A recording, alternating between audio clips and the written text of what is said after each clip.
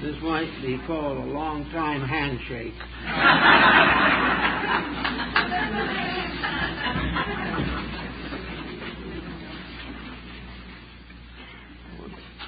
We have a rather interesting subject that might not be entirely appreciated from the titling. But about 40 or 50 years ago, Dr. Kilner of the Hospital, Liverpool, England, began experimenting with means of making visible the magnetic fields of the human body and, by extension, of the planet. Dr. Kilner invented a screen which can be found and described in his book, The Human Atmosphere. And this screen enabled him and any person without any clairvoyant ability to so affect the optic nerve that it was possible to see the magnetic field of the human body. Experiments on this also were done by our group many years ago, in the days of the Church of the People, when Dr. Frederick Finch Strong made researches in this entire area. But the point of importance is that there is a magnetic field, that this field is related to the human being, and from it Kilner was able to diagnose a number of diseases and also distinguish immediately a pregnancy. As time went on, we more or less forgot the invisible atmosphere in which we exist. We should have been reminded of it by television, for over the years at this time there are hundreds of different television channels in many countries, and these are all carefully separated in space, and in the magnetic field each has its channel and its place, and this doesn't happen in a vacuum. We therefore know that there is something around us, something invisible, which has a very definite effect upon our existence and may cause life in various degrees on the planet and destroy life if it is perverted or corrupted. The human being's vital or magnetic field is highly protective. It is an atmosphere, so-called, that surrounds the body about 3 feet from the surface and is radiated from within through certain centers, the heart, the brain, the generative system, and certain ductless glands. This magnetic field does not just simply exist there because of a vibration. It is a strong defensive instrument.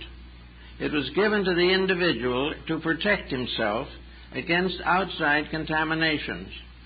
While this magnetic field is active, normal, well adapted to the needs of the moment, the individual will be resistant to nearly all forms of bacteria, will find it possible to be in contact with sickness without becoming sick, and is a great aid and help to certain nurses and physicians who must work in the areas of contagious ailments.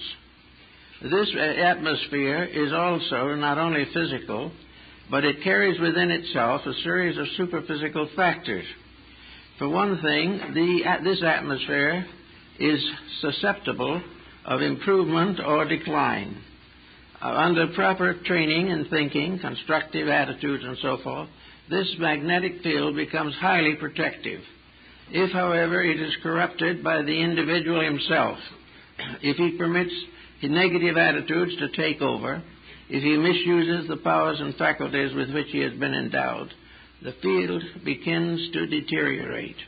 And the more it deteriorates, the more likely the individual is to suffer from external conditions.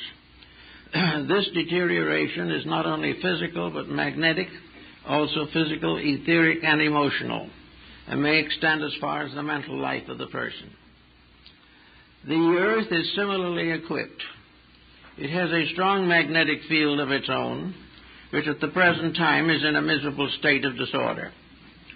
This magnetic field is a kind of repository in which all the mistakes of mankind pile up together, and it forms a mass of disconnected, constricting, and damaging vibratory rates. We know at the present time, and notice, that nature is becoming rebellious. We have not been willing up to the present time to assume that anything that we do can have any effect except to advance progress. But there are many things that we do that not only do not advance progress, but destroy it. And in this case, the magnetic field plays a very important part. At the present time, it is little better than a sewer as far as the planet is concerned. Into it is poured all the corruption with which we are now burdening our national, international relationships. It is now contaminated by almost every thought and action of people. We have no longer any attitude of realization that effects follow causes, or that there is anything in nature that can punish misdeeds. The old theologian laid all this to God and the devil in constant conflict. Now we realize that it is a more simple problem, right and wrong in constant conflict. Right builds up the vibratory rates of the body, results in conduct and action which assists and strengthens the vibratory rates of nature, and helps us all to grow, be happy, helps the flowers to bloom, and all these things, whereas a contamination of this field can result in everything that is detrimental and destructive. If we go back to the legendary history of the islands of Atlantis, we are reminded that according to the account preserved by Plato, this continent was destroyed because of its corruption. It became a place of iniquities, disloyalties, evils, and excesses, and was wiped out in a single night. This has been considered as a legend, but at the same time it is obvious to us today that while we hope definitely that we're not going to be wiped out, it is about time for us to begin to clean up our planet and ourselves. This little planet is being burdened with much more difficulty than any honorable planet in the solar system can take care of. We look around us and we see 6 billion people breaking natural laws. Most of them do not even realize they're breaking laws because they do not even know there are any rules in the game. They feel that the individual can have anything he can get by any means, that he can accomplish anything he wants to accomplish, even if it is by way of corruption. Therefore, the planet is becoming burdened with all kinds of mental and emotional corruptions. In addition to this, we have the physical misuse of energies. We see the great city rising up, and a great city is really a source of death. A great city is an area of land in which all natural vibrations are impaired. The ground under our feet is covered with concrete. The atmosphere up to the height of a building is corrupted by the very concrete these buildings are made of, and everything is done without any consideration of nature. There are no rules that we have yet discovered, or at least are willing to admit, by means of which it is possible to correct the increasing delinquencies of mankind. If we can receive radios of television signals on the opposite side of the earth and have programs go for tens of thousands of miles through what we call space, what happens when a nuclear weapon is discharged? Does this explosion, because it is a few thousand miles away, have no effect upon the magnetic field of the body of man or of nature? The real problem we are facing today is the corruption of nature.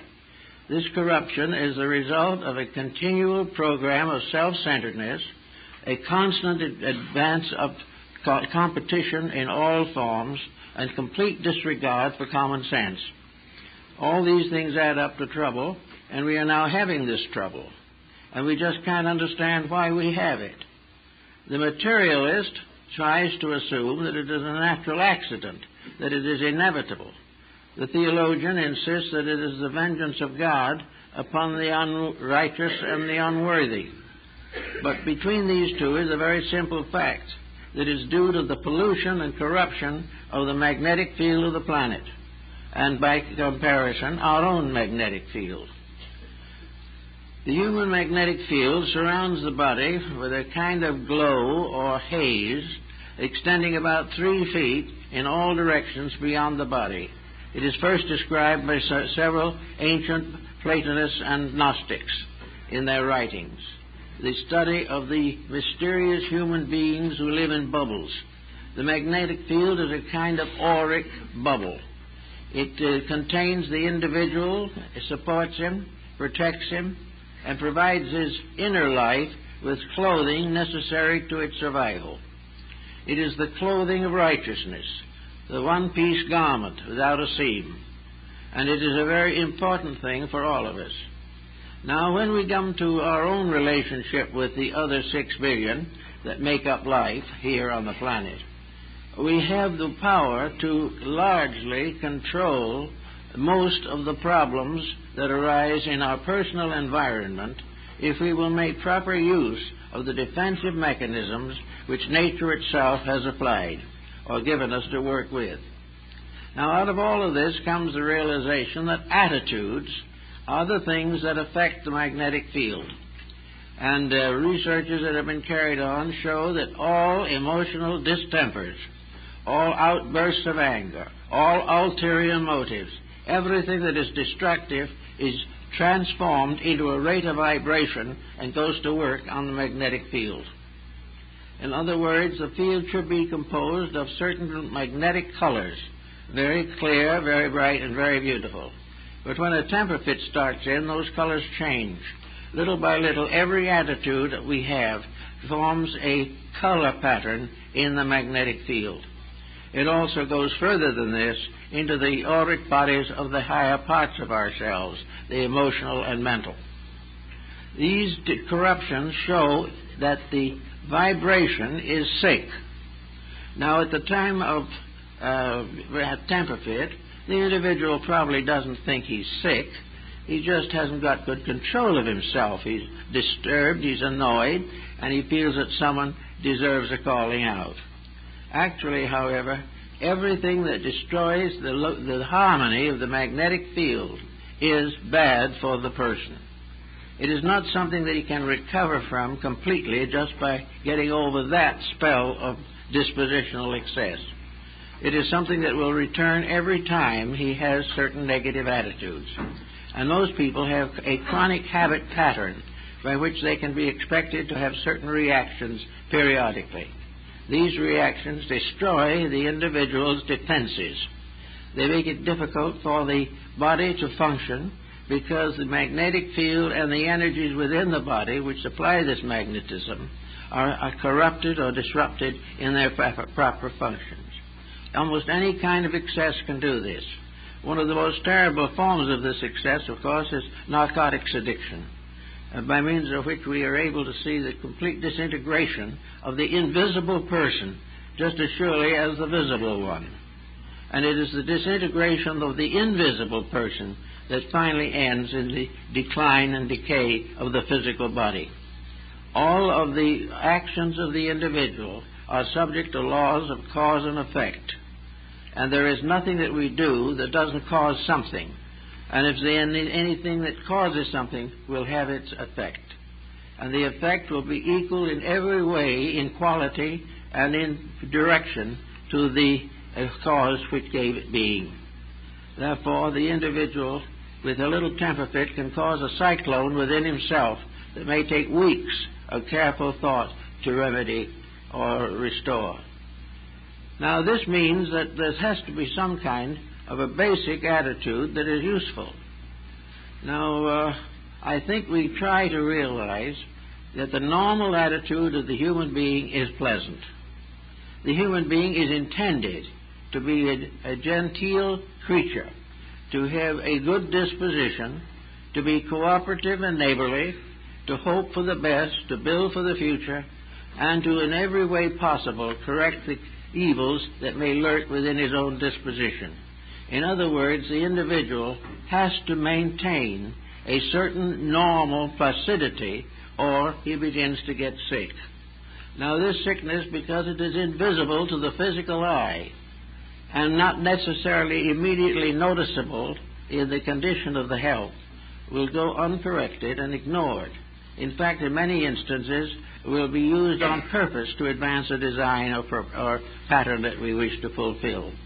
Actually, however, the sickness starts with the first temper fit. And this first temper fit does do damage and leaves scars in the magnetic field of the human body. These scars accumulate in the course of time. The individual tendencies to a bad disposition are such that these dispositional peculiarities intensify, become built up, and as in the case of narcotics, we may say that the first dose is not habit-forming, but the habit develops until it is uncontrollable. The same is true with a disposition. It starts with an occasional bad temper and gradually becomes chronic, and as it becomes chronic, we see the defense mechanisms of the magnetic field slowly sag, fade, and disappear. The magnetic field has to be maintained by a well-integrated and well-organized human being. A very large part of sickness, which is attributed to everything from bugs to temperatures, is actually part of this, is actually part of the mystery of the magnetic field. The individual's ailments very often begin with disposition and finally settle in the physical body. As the defenses against all kinds of outside situations develop, the power to resist these situations is lowered. Now, it is also true of attitudes, habits which we develop in society. We have certain ways of doing things. These ways are not actually right, but we all use them.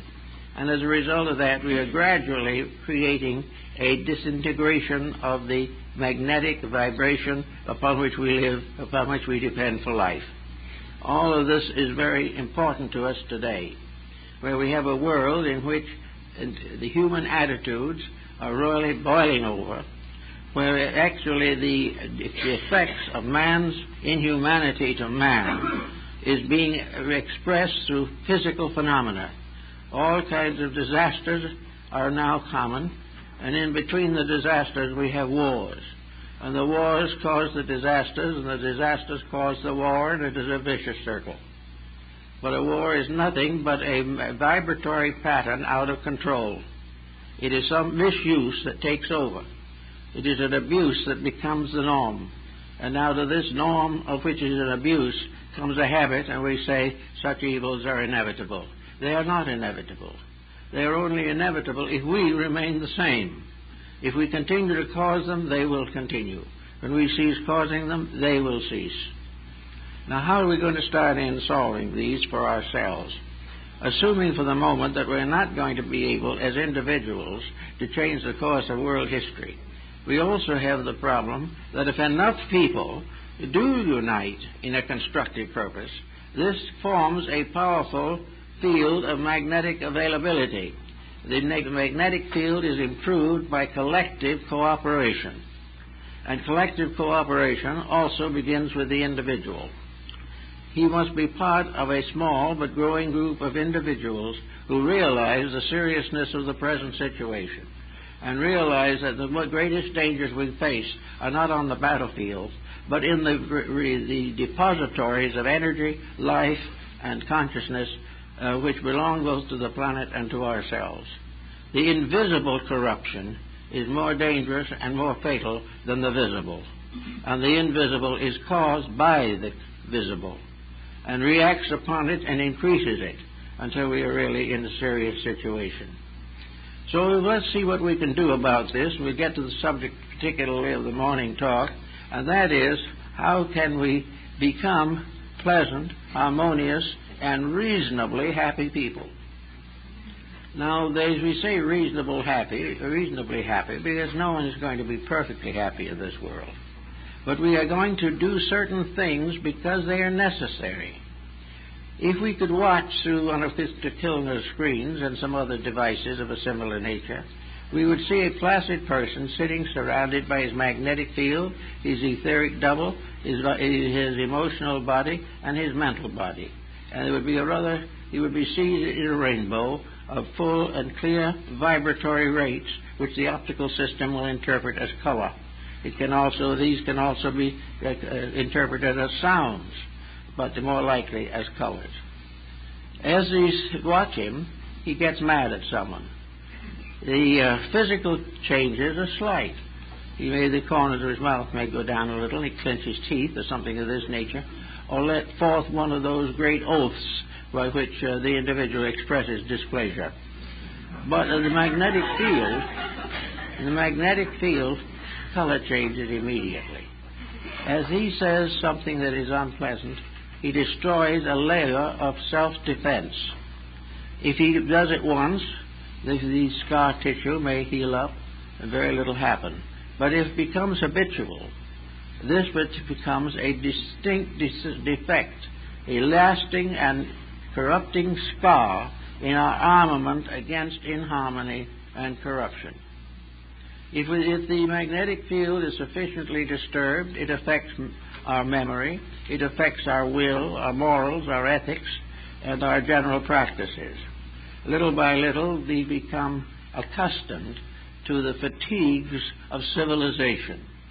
We believe that it is necessary for us to be tired and worried because that is the way the world is at the present time. But we might also note that very many things that we have today, many forms of equipment which we now regard as indispensable, is actually a mistake. It is a false condition, and this false condition is definitely detrimental to the world's and Earth's and our own personal magnetic fields. We are suffering not only from bad television, but from the magnetic field in which this is occurring, and the magnetic field in ourselves which is accepting it. We are now gradually subject to bad habits. It is just as much by bad habits as alcoholism or narcotics. The great city is a monument to bad habits. It is bad in almost every sense because it is unnatural, it is unrealistic, and unnecessary. But we call it progress. And to us, progress means to get into more and more trouble more and more often, until practically the trouble becomes continuous. Then we know we are progressive. We are progressing in the wrong direction. We are progressing back to a disaster rather than forward to a success. Now, to fight this problem ourselves, we can only do certain things. And that one of those things is to watch the harmony of the body and its functions, to realize that the body is an area of magnetic energy, and that this energy is subject to every kind of depletion that is possible to think of, and also that it is also the source of the progress of the person towards a better and fuller life. The main thing is that nature, in its own form, and as we have received it in the beginning, is pleasant, right, purposeful, and according to the will of heaven and earth. Nature is forever a friend. It is always the source of growth and progress, and it is also an endless cause of beauty. But when we begin to misuse nature, then it gradually turns into a monster of unwieldy and horrible proportions. Nature abused becomes a source of tragedy for all concerned. And we have made no attempt to recognize that these difficulties lie in an invisible range that our physical perceptions cannot see. If we could see the natural corruption and disruption which we are causing, we would probably do something about it. But on the physical surface of things, we are aware only of trouble. And this trouble we do not trace to its real source. The trouble is always an enemy of some kind, but the enemy is usually ourselves. And this we do not want to accept because it interferes with what we term progress, which is to advantage the individual himself. He does not mind or care what happens to others as long as he has his own way. All this adds up to a very sad, invisible world that is getting into the same condition as the visible world. The only difference is that you cannot reform the invisible world by election. You cannot put new officers out there to run things. The only thing that will reform the invisible world is the correction of the mistake, to straighten out the corruption, and to return to the natural pattern which we were intended to live. Now, there's a lot of evidence accumulating about this. We are beginning to worry about it. We are beginning to realize that there is some relationship between this constantly increasing load of disaster and the personal disasters which we are causing every day. We are becoming aware that nations cannot have falling out without something else falling out. We cannot continue to explore the mysteries of nuclear fission, putting off one explosion after another, without this definitely, permanently scarring the invisible side of our own planet, a side which we do not think about, most people do not believe in. But something is happening which is gradually forcing us to recognize that there is some way in nature in which it can react to punish those that destroy its rules or impair its functions. And we are beginning to see this more and more clearly. Now, we are also told in the good book that when we are right, regardless of others, if we are right, there is a power that walks with us. If the individual is right, he will not be overturned or easily destroyed. The reason why he will continue and flourish when others do not is because this rightness is called in Bunyan's Pilgrim's Progress the armor of righteousness. The armor of righteousness is the magnetic field. It is that which defends us against not only the visible corruptions of nature, but the invisible pressures which surround us in the world or the environment. But in order to get this protection, we have to begin to put our own personal lives into some kind of a natural pattern. We must begin to think beyond the very narrow horizon of a short financial career surrounded by oblivion. We have to realize that we have laws governing everything. Human relationships. Broken homes break laws. Broken lives break laws. Broken hearts break laws. And our own various doings and believings have a very powerful effect upon the continuity and survival of our human species, along with most of the other forms of nature which we are sadly burdening at this time. So if we start out, we can say to ourselves, if I wanted harmony, if I really wanted to be happy and pleasant, what would I do to get it? And what will I do? And it must be something that I can do without injuring others. If I injure anyone else trying to do it, I frustrate the whole pattern. Therefore, it is some way in which I can be happy without hurting anyone. I can be happy without stealing anything. I can be happy without corrupting anything. That happiness results from being able to enjoy the virtues of nature and life, with which we were endowed and which were given to us as a divine birthright. We were put here to make a beautiful garden. Not only have we allowed it to go to weed, but we have gradually corrupted it until it is becoming almost uninhabitable. This we must know, or we will follow in the way of old and ancient peoples, as the Hindus say in one of their sacred books, the great Earth Mother has shaken many civilizations from our back. And unless we want something to happen of that kind, we've got to correct ourselves, because nature will not allow us to fail. Therefore, when it gets to a vital point, a major correction is necessary, which will not be pleasant any more than punishing a wayward child is pleasant, but has to be. For in the long run, life has to survive, man has to grow, and the world has to unfold its potentials. Anything that hampers this long enough and continuously intensifying will be met by nature with an appropriate disaster. So we have to think more or less of this. Now, the physical body with its magnetic field is a very interesting and complicated situation. Not only is this magnetic field the source of health, but it is also the continual fountain of restoration and improvement. The magnetic field is essential to the mental growth of the human being. It is essential to the social adjustments of humanity, and it is also very, very essential to the personal and group living of families and things of this nature. Most incompatibility is basically in the magnetic fields. And if this capacity is too great, if this incompatibility is too great, the magnetic fields will not permit the union to be fruitful, and they will have a childless home.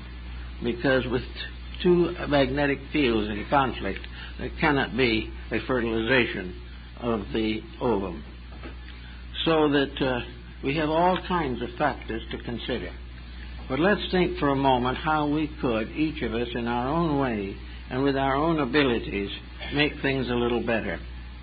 First of all, we can take disciplines. And disciplines come to us from almost all religions.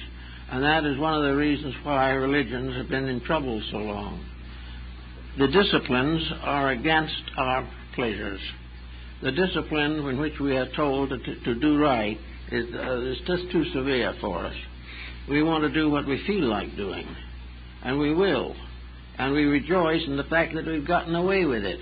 We rejoice in the fact that we got what we wanted, even if it hurt someone else.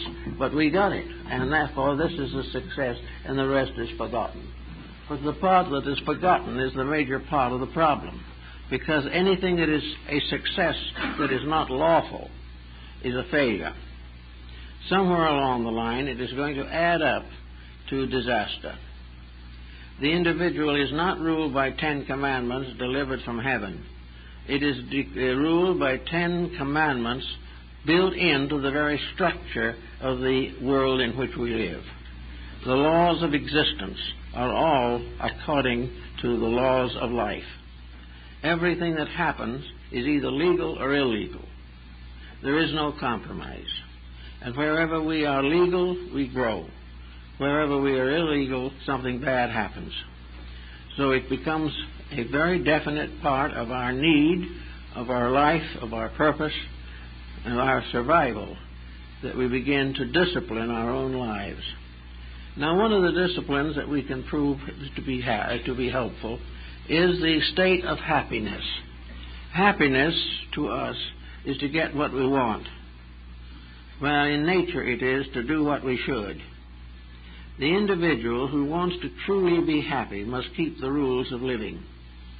Otherwise, he may have a few days of glorious dissipation and then misery. It is perfectly proper to consider the fact that the person who is right will be happy. Now, to do that, he must cleanse his mind and his life from the causes of unhappiness, and must get rid of the belief that his errors are the source of his happiness. He must begin to think back with nature into the rulerships of the various palaces of existence. So we have in our own personal lives the ability to clean house. And as we clean house, the magnetic field adjusts definitely. And if Dr. Kilner was still alive, he would be able to probably tell us pretty much how much house cleaning each one has accomplished. This house cleaning has nothing to do with talking, unless that talking is expressing an inner conviction. Growth is not a discussion of growing or an affirmation of growing. Growing is what it naturally is, the simple process of growing. And without the fact, there is nothing. So if we've had in childhood, for instance, as many have, many difficulties which have scarred the life and may more or less damaged the magnetic field, then our problem is to restore in every way possible the damage that has been done. We have, therefore, a complete science of medicine of character, medicine of correction of faults, and health as a result of living well. Not living richly, but living normally, and having the willpower and the courage to accept what we do not understand. Now, in order to do this, we have to have some kind of a philosophy of life. The individual is not going to do right just because it hurts. He's not going to be right just because someone tells him he should be. He has to have some kind of basic idea behind it all. And as we advance in the sciences, the scientists themselves, to their great regret, are beginning to realize this. They begin to realize that they are not free agents to do what they please with natural forces and then be proud of each other and award medals for breaking natural laws. This is something that we have to finally discover, and science is beginning to notice this, just a little here and there, but it is growing. That science will never be science until it proves why we have to be right. And when that happens, then science will begin to be scientific. Up to that point, it is completely theoretical and very largely conflicting. But assuming that we are looking now for an answer, we can begin by realizing that peace is one of the most vital things that we can possibly experience. And peace is the one thing that we are afraid of. We are afraid that peace will interfere with profit. We are afraid that peace will interfere with ambition or with some of the inner motives of our own nature. But if we want to live and survive and to earn a better destiny than we have now, we must begin to cultivate the quietude of constructive peace. Peace is not a waving of the flag or a parade. Peace is quietude based upon the realization of the purpose of nature. It is the realization of what we should do and what we should be. Peace is freedom from illusion, from deceit, and from all the faults and fallacies of life. Peace is to be normal. When you're at peace, the heart works normally, unless it's wearily worn out. When you're at peace, the circulation improves. The digestion gets better. The faculties begin to restore some of their strength. And peace plus a normal, pleasant, simple way of life. And a way with thought is always to protect the normalcy. That we can not only have better health today, but we can have a greater expectancy for longevity. We do not really wear out the bodies. We let them rot out from indifference or from circumstances which we regard as inevitable. Well, a few circumstances probably are inevitable. But where they are inevitable and right, they are so judged by nature. But where they are not inevitable and are still perpetuated, then they become dangerous interferences with the function of life. If we took the physical pulse of man, we know that when it's too high or too slow, the health is not good. But the magnetic field also has a pulse rate. You can see it, it flickers. It is as though it is breathing in a great rhythm. It seems as though that it has its own tone. The Chinese call this tone the Great Kung, because it represents the rhythm of the infinite. And this is the rhythm that goes on forever. And those who can tune into this rhythm also have greater extent of power and life and a greater future in life to come. So this pulse of the nature, if it is disturbed in man, requires attention. If this pulse is disturbed, usually there is a disturbance factor, which is either an accumulative disease or else it is too much wear and tear or too much use of destructive foods or elements. Actually, the pulse of the great Kung is the rhythm of nature. And this is the rhythm the sages find. This is where the old immortals gather in the mountains of the moon and sun to live together forever in wisdom and understanding. The mountain tops of the future are related in a wonderful way to an invisible scenery which we cannot see. It is a qualitative scenery, a scenery in which beauty is the great predominant factor. If we are not beautiful, the scenery changes. And the scenery is what we call looking to the future. The individual inside himself feels in some way his adjustment with the scenery of his own attitudes. And as these attitudes become destructive, the scenery becomes distorted. If there is a great anger in him, the scenery breaks into a volcanic eruption. Nature has symbolic equivalents for all of the intemperances of man. And nature in the long run causes these intolerances and these mistakes to descend upon the human being in physical and recognizable form. But in the beginning, they're all invisible. And as long as we can keep them invisible, because we do not tempt them into existence objectively, we are much better off. Now, how do we be happy when things are there as they are today? The first thing is, if we have a proper understanding of life, we realize that the things that happen to us are all part of growth. They are part of the lessons that we must learn. They are what the Rosicrucians call the Abecedarian studies in the house of the Holy Spirit. Each of us has to win a certain amount of trouble, transform it, transmute it, redeem it, in order to grow. Now, at the moment, growth by means of improvement is not popular. Today, the idea is to avoid the pain but do not change the cause. This is ultimately impossible. Whatever we have caused will come upon us. Whatever we deserve will come too. Therefore, the beginning of our happiness is to deserve happiness. Now, to deserve happiness means a certain constant vigilance over ourselves. This was what they started the ancient system of yoga. For yoga was a discipline of the mind, a discipline of the life in which it became dedicated and devoted to principles that are unchanging. A philosophy of life is necessary to give us those principles, to make us realize the realities of life and the realities of understanding and existence.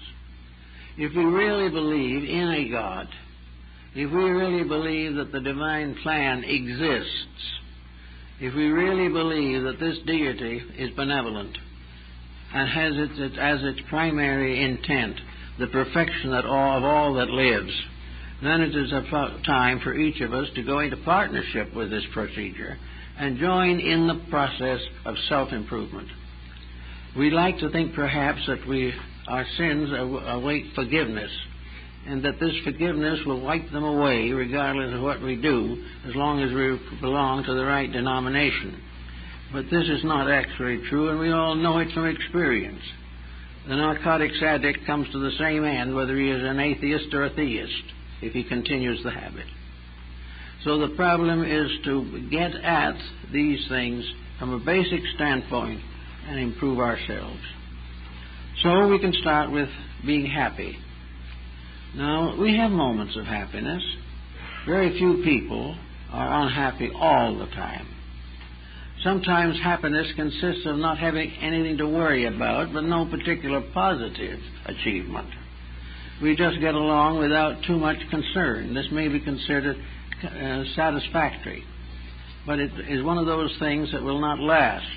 Every once in a while, this neutral state will burst out into something else. So happiness really means the gradual transmutation, to term it in alchemy, of the base elements of human nature. All of our negative qualities will simply have to be transmuted. Now, this transmutation of these qualities is not difficult, although it becomes so if you insist on clinging to the mistakes. The transmutation of temperament is comparatively simple, because all of nature is on your side when you try to do it. But if you are tempted away from it by ulterior motives, it can be very difficult, lengthy, and for many cases almost impossible. But actually in the daily life of living as we go, you can get up in the morning And you can say to yourself, this is another opportunity to grow. Or you can say to yourself, here's another mess. It all depends on you. It depends on your own attitude. If you look forward to the day as an opportunity to prove that you are bigger now than you were yesterday, in qualities and in attributes and in accomplishments,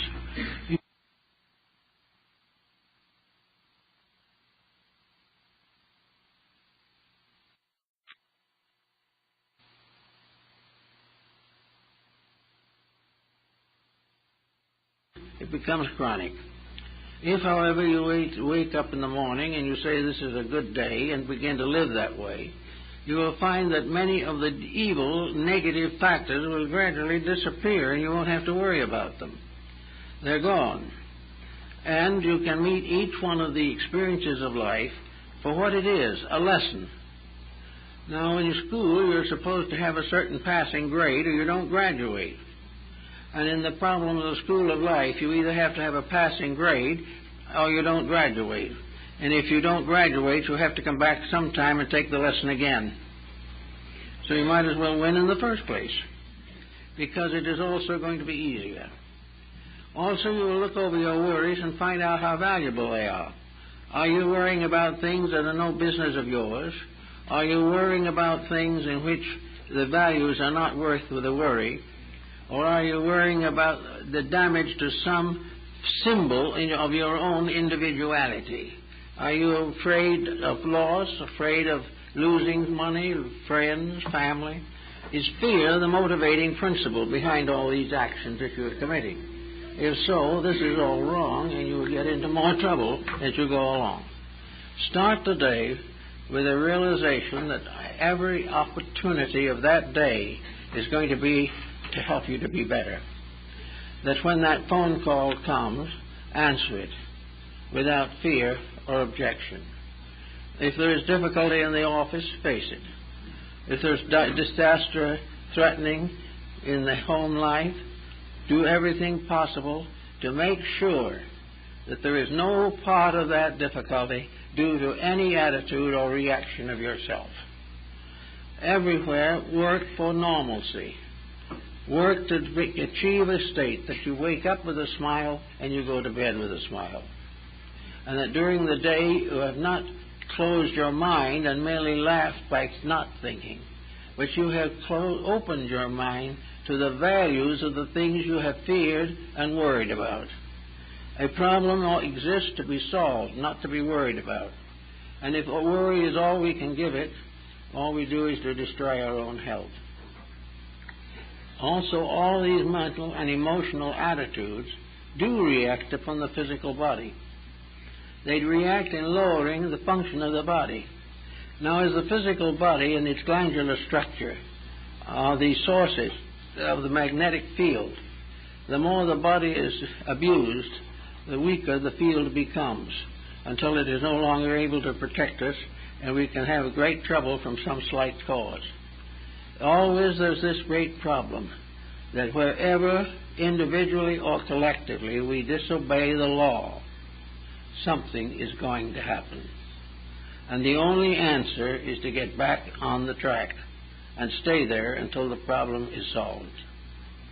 To do this, you will also find very much improvement in health. You will find that you do not have nearly the needs for some health support. You will find that your doctor's bills will become less when you do more constructive thinking for yourself. This does not mean that just constructive thinking can take away a pain. This is not what we're trying to say. But constructive thinking can remove the cause which is manifested as pain. And very often these pains are of psychosomatic origin. The individual who is troubled all the time is sick all the time. And if they are not physically sick, they're mentally and emotionally ill.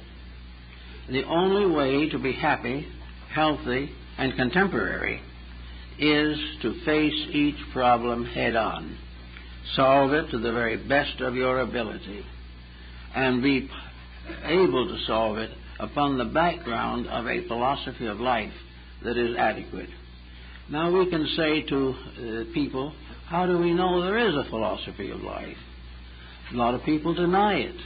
They say that all this is superstition, that if there is any moral code, it is because some small group wants to impoverish us, that we are actually free agents. But that we are not free agents unless we are free of the delinquencies which impair judgment and integrity. I think the first thing that we have to realize is that wisdom is simply the internal function of the mind. Now, if you're looking at the magnetic field of the mental body, you will see that it is stratified and it also a constant flickering of light through it. If the mental attitude and the concept held is right, these colors remain clean. If we attribute to mind things that are not right, which are not really oriented, then these colors begin to fade, change, become dull and negative, and then we say we are a pessimist. That these things are all part of one tied-in structure of processes. Therefore, we can tell pretty well by the individual whether there is a God or not.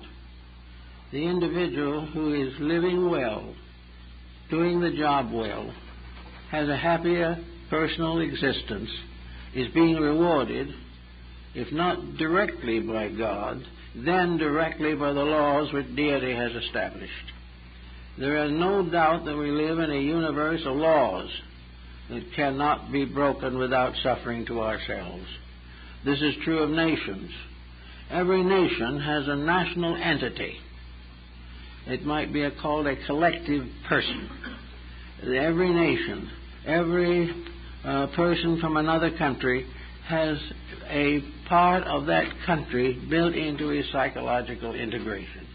It is a racial factor, it is a national political factor, and it is very often a physical structural factor by which this individual is differentiated from others.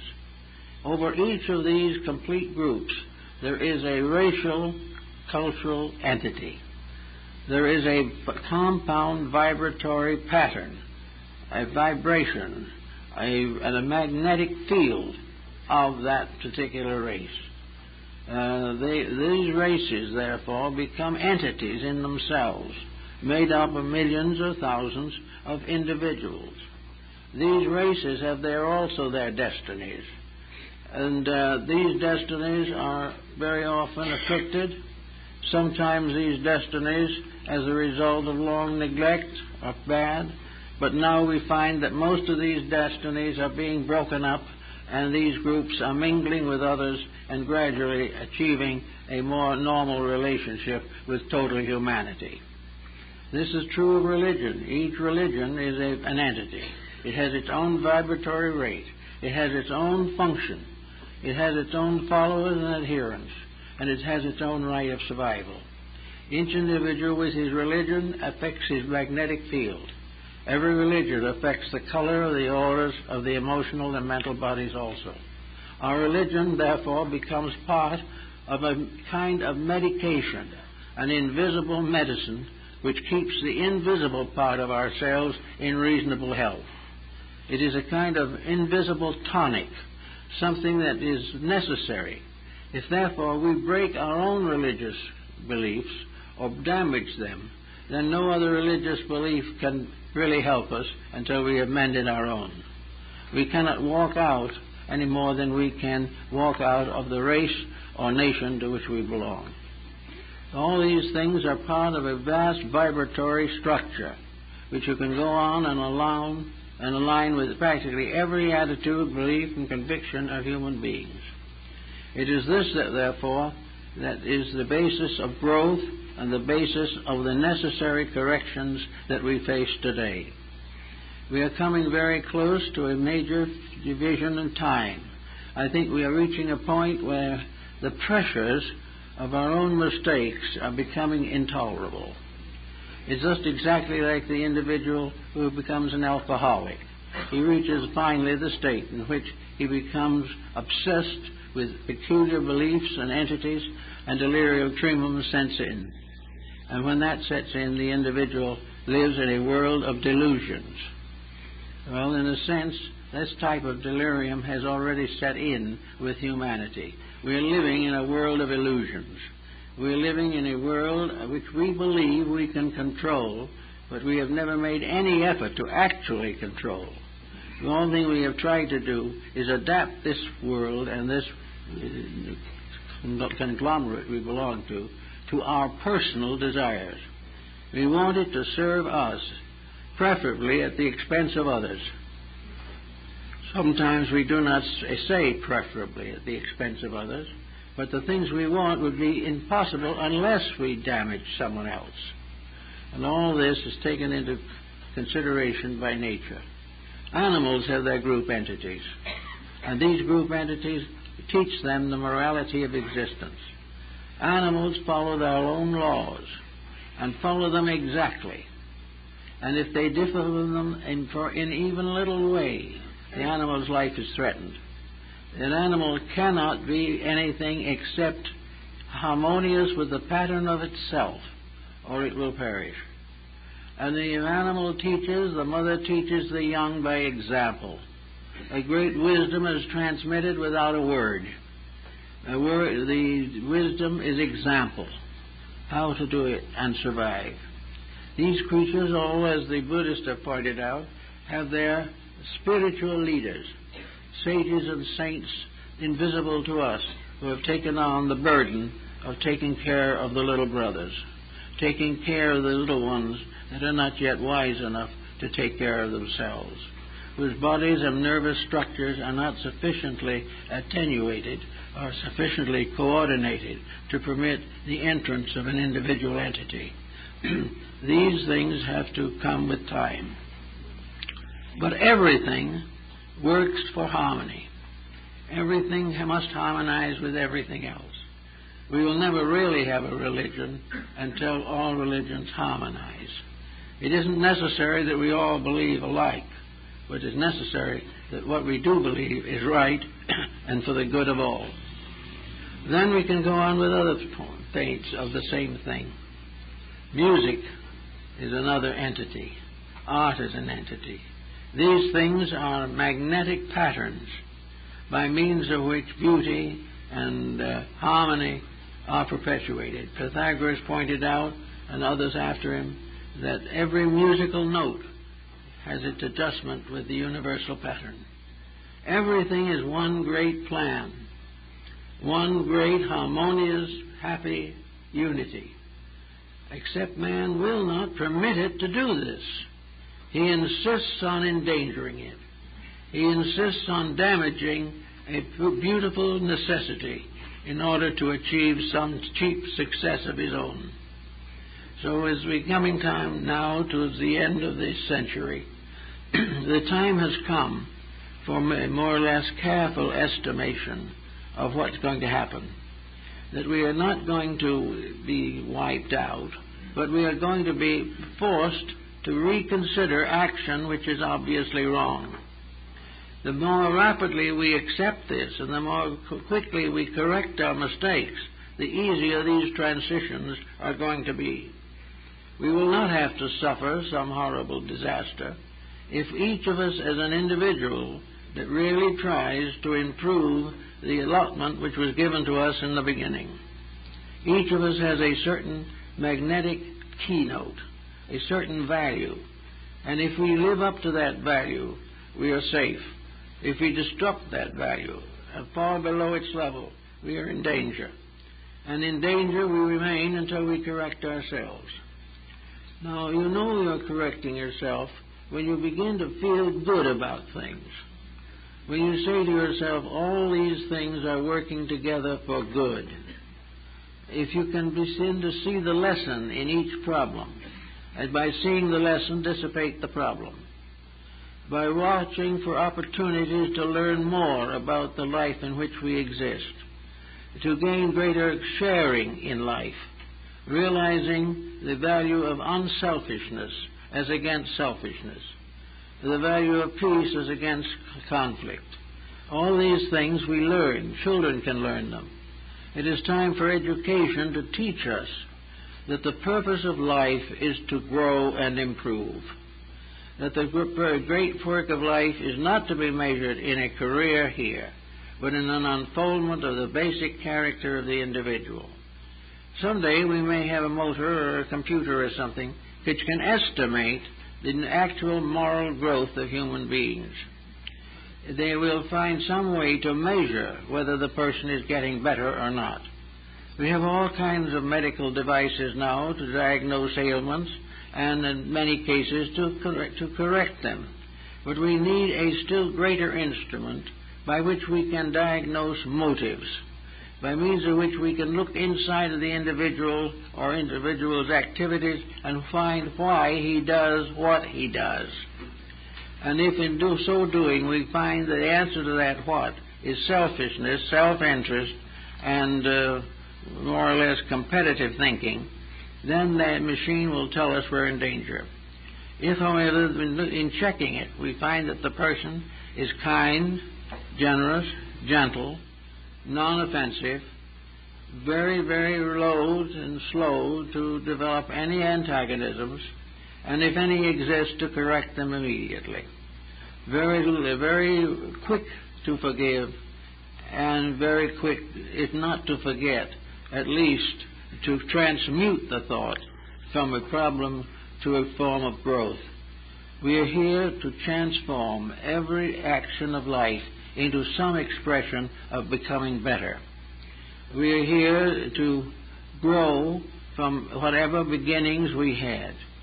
Some have come with a considerable allotment, which they have earned in previous embodiments. Some do not have quite so much allotment, but they all have infinite opportunity to grow. And this is the reason for life. Our schools should be teaching growth, teaching young people to become better, more useful, and finally happier. Because happiness is to keep the rules. And if you keep them perfectly, you can have a perfectly happy life. We're probably not going to be quite that good at this particular time, but we can improve. We can reduce our unhappiness 50 or 75% in a year or two if we do some constructive thinking, and also apply that thinking to the correction of mistakes in the personality. We can finally estimate our own natures. We can see what the dangers are. We can realize where the shortcomings are important, and in this way, by self-analysis, restore equilibrium, and by doing that, restore happiness. Happiness is normalcy. It's not being average, it's being normal. Happiness is the individual doing what he is supposed to do with a full understanding of why. And while he may not at this stage have that full understanding, he can, through religion and philosophy, anticipate its probabilities. There are very few people in any civilized nation who do not understand honesty and integrity, but they do not believe that it is valuable. They say to themselves, in a short time I'm going to be gone, and I might as well make all I can while I'm here. Well, that might be all right if there was no place where we're going, but that is not sure either. And it's better to be on the safe side, just in case. And if we do survive, then all that is good will be added to our allotment, and that which is wrong will be set up for further correction. We live in a world of correction, which will continue to correct until there's no defect that needs correction. And this applies to individuals and to nations. We are going to have all kinds of dismal occurrences until we begin to live the principles which we all know to be true. Of the 6 billion people we now have in the world, approximately, probably 4 billion of those people are religious. They believe in some kind of a God. They believe in some kind of a golden rule. They believe in some kind of a table of commandments. They all have the same basic concept, and that is refrain from evil, practice the good, and continue to hope for the future. If therefore we all have this in common, why is it not obvious? Why do people in the name of religion murder each other? Yet they have been doing so from the beginning of time. and they have bred nothing but war, disaster, difficulty, and death. Even today, sorrow is being generated all over the world by fanaticism, self-interest, selfishness, and these things. And what are they? They are simply the extreme examples of a system which is wrong from the beginning. This is the final fruit of wrong thinking, wrong living, and wrong believing. Therefore, it has to be changed.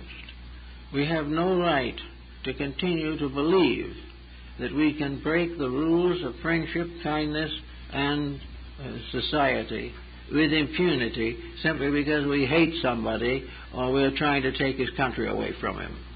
All these things are outside of the divine plan. Now, a lot of people don't want to believe in a divine plan, but many of them are gradually being converted principally by the fact that they can't live by the beliefs they now have.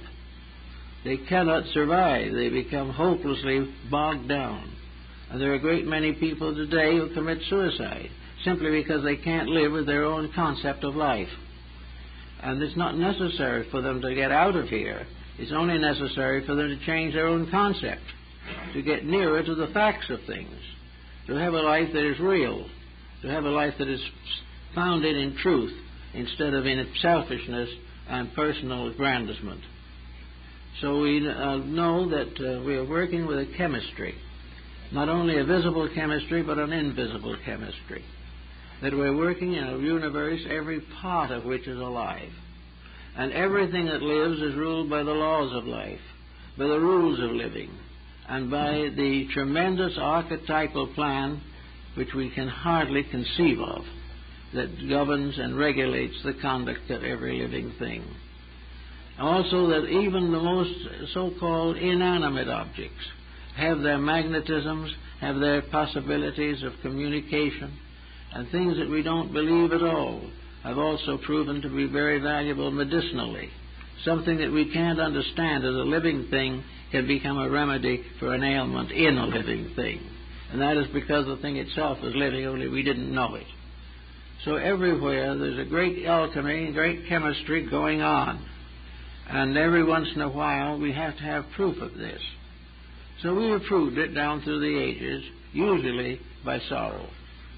Usually the proof has come in some form of disaster. Therefore, it is very more important now to try to avoid disasters, to try to make any further disaster unnecessary, because we have opened our eyes and seen the truth. The truth for each of us is the same. Be kind and be happy. Do good and be happy.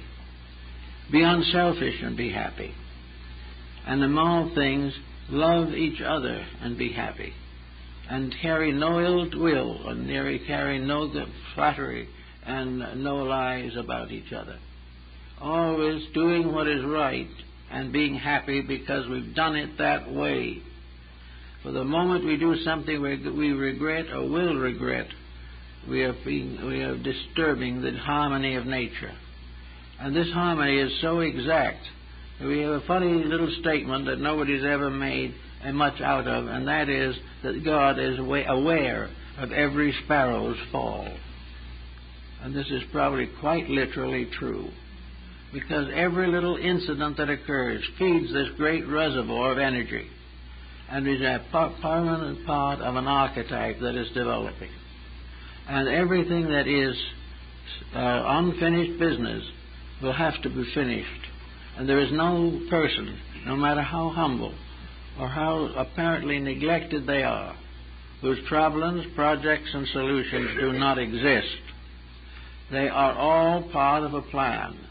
There is no thing alive or living anywhere in the universe that is not under law. And this law has only one purpose: the perfection of all that lives. And with that realization and that constantly in our minds, I think we can increase our participation in happiness, comfort, pleasure, and joy. There's an old fable you probably know about the Indian emperor who was grieving over the death of his wife. Nothing, he was irreconcilable. And finally the soothsayer told him, he said, the only way you will get over this terrible grief is to wear for one day the shirt of a happy man. So the Viziers sent out messengers all over the country. And at last, after a long time, one of the messengers returned and said, Lord, I found the happy man, but he doesn't have a shirt. This is the type of thing that we gain from ancient proverbs and so forth. But there's a lot in them. We want to be all that we should be. But to do that, great pressures must subside. We have gone about as far in the creation of billionaires as we can go. There's not much more that we can pay our athletes without everybody going broke. Their stocks have tumbled down very notably in the last few days, and everywhere excess is burying itself. Everywhere the situations that have been built up by fallacy and selfishness are falling apart. We are looking now for likely candidates for future presidents and are having great difficulties finding them because we've not produced them. We have compromised everything. We have made compromise a way of life. And the individual who accuses another person of compromising has probably compromised also. It is just a case of using it when it's advantageous and forgetting it when it isn't. But all of these things show that we are having a decline which has to be corrected. And probably the great correction will not come from the top, but will come from a citizenry that has been under these pressures for a long time and is now ready to accept and support a better way of life. When this occurs, then the laws of life will be very happy. The magnetic fields will be bouncing around with pleasure, and we will all be much healthier, happier, and more informed. We will find the joys of things that are not based upon finance. We will find the realities of things within ourselves rather than in the accumulation of outward articles of one kind and another. We will no longer be searching desperately for wealth, which itself is one of the major forms of disaster, but we will be more interested in the cultural life of the race. We will be more interested in having a good home than having a great business. We will be much wealthier because we have the love of those around us rather than more money in the bank. Debt and all these things are part of a fallacy that is no longer necessary. And that fallacy doesn't have to be really have God point his finger right at it or something. We don't have to say, wait to hear the thunderous voice of heaven, because the God in us is the one who's going to give us the news. And that God in us is going to do it by the destruction of the vibratory facts and defenses that we have. When we break the laws of our own way of life, we will begin to find the magnetic fields disturbed, sickening, and while you can't see them, but you will feel them. You will know that something is going wrong. And little by little, these neglected fields will convey themselves to the body, where they will break down physical functions and deplete physical organs and make the survival of life impossible. So we start by keeping the rules, and then the rules will keep us. And if we keep the rules and they keep us, we can be happy. We can be happy with the realization that at last we have found a security based upon our own integrity, which is the only honesty that can be in nature. We cannot depend on someone else to save us. We must achieve our own redemption through the practice of the principles of good. And if we do that, each day we'll be a little more pleasant, a little happier, our friends will be better, and if we run across a situation that is disagreeable, we will find some gentle way of solving it, solving problems without temper fits, without turning away from people we've known for years. All these things are foolish. The only thing that is necessary is to maintain a natural regard for life. We think of deity as something that loves everything. And we are most like God when we begin to love everything that is lovable or right. And that which is not lovable or not right becomes a problem for us to help to solve. For everything that is necessary for man can solve by cooperation with himself. And when he cooperates completely with himself, he is fulfilling the law of God in his own life. So we have all these things to think about, and I think we should realize that we can have a much happier life by beginning to live it in a constructive way. And that there's no escape, because there's inside of us this invisible energy field. And when we pervert it, it punishes us. And this is something we can't talk ourselves out of. Nobody else can get it away from us. And no other person can change that magnetic field except ourselves. We can't have it corrected by somebody else. If there's a correction from the outside, it may give a temporary relief, but gradually the old patterns close off and the individual goes back to the problem. The only way he can get away from the problem permanently is when he solves it for himself. It's the only way to be healthy is to be healthy yourself. No one else can bestow this upon you. And so in one way or another, we're all trying to do something worthwhile, and we believe that even if it doesn't solve everything immediately, that if we're a little happier about the way we live and a little happier about other people and very glad to see the success of others, all these things will help us to be better, healthier, wiser people and have new friendships, and we'll learn to understand the inside parts of ourselves. Well, thank you very much.